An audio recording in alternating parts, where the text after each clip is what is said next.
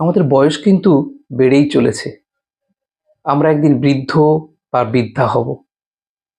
কিন্তু কেন এই বয়স বাড়ে বা আয়ু কমে, ভেবে দেখেছেন কখনো?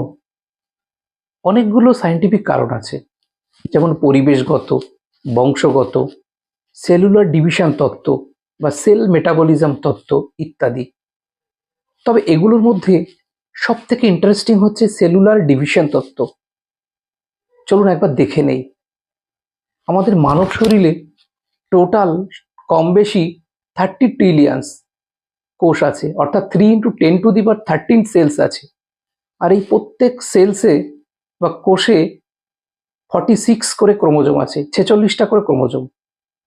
আর এই প্রত্যেক ক্রোমোজোমের মাথায় একটা করে প্রোটেক্টিভ ক্যাপ আছে, প্রোটিন ক্যাপ, যেটা রক্ষা কবচ বলে বা টেলোমিয়ার বলে। সেল যখন ডিভিশন হয় বা কোষের বিভাজন হয়, এই টুপির দৈর্ঘ্য অর্থাৎ টেলোমিয়ারের দৈর্ঘ্য কমতে থাকে, সেল ডিভিশন বাড়তে থাকে, এই টেলোমেয়ার বা টুপির দৈর্ঘ্য কমতে থাকে।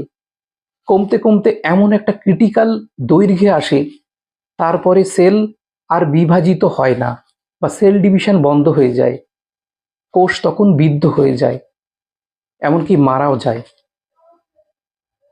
ঠিক সেল ডিভিশনের সাথে সাথে আমাদেরও বয়স বাড়ে, আয়ু কমতে থাকে।